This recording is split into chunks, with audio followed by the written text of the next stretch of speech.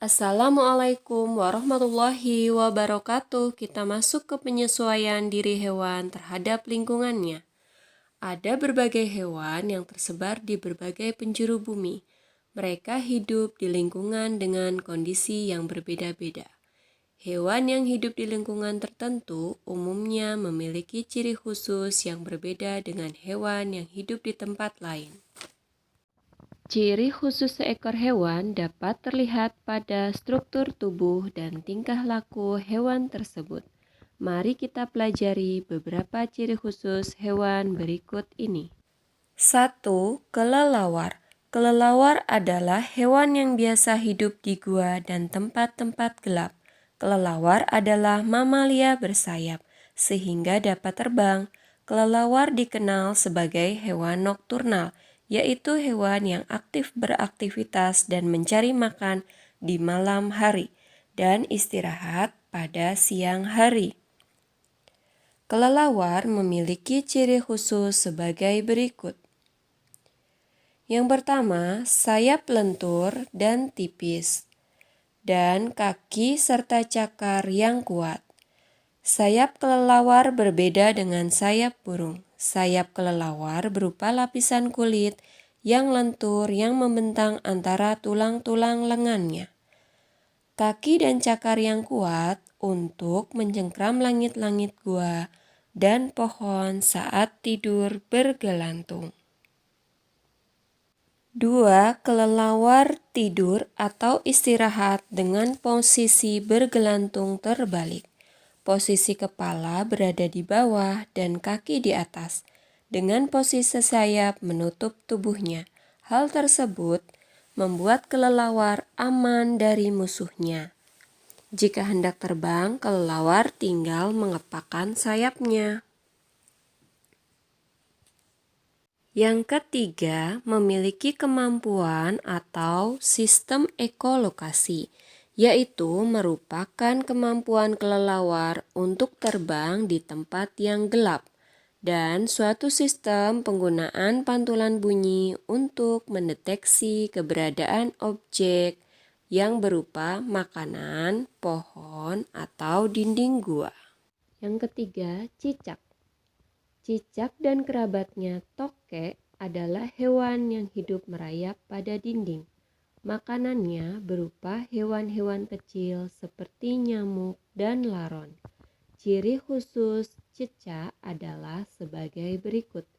Yang pertama, memiliki telapak kaki dengan guratan atau garis-garis yang dilapisi bulu halus yang lengket, sehingga cicak dapat menempel di dinding dan tidak terjatuh. Bulu halus yang lengket berfungsi sebagai alat perekat ketika menempel di dinding. Yang kedua, memiliki lidah berlendir dan lengket yang berfungsi untuk menangkap mangsanya. Sifat yang ketiga, melakukan autotomi. Cicak melakukan autotomi untuk melindungi diri. Autotomi adalah peristiwa pemutusan bagian ekor untuk mengelabui mangsa ketika terancam. Yang ketiga, hewan penguin. Penguin termasuk kelompok burung, tetapi tidak bisa terbang seperti kebanyakan burung. Penguin hidup di daerah dingin atau kutub yang suhunya di bawah 0 derajat Celcius. Ciri khusus penguin memiliki bulu lebat dan lapisan lemak tebal di bawah kulitnya, hingga tubuhnya tetap hangat walaupun di udara dingin. Penguin juga suka bergerombol dan berdekatan agar badannya tetap hangat. Yang keempat, bebek.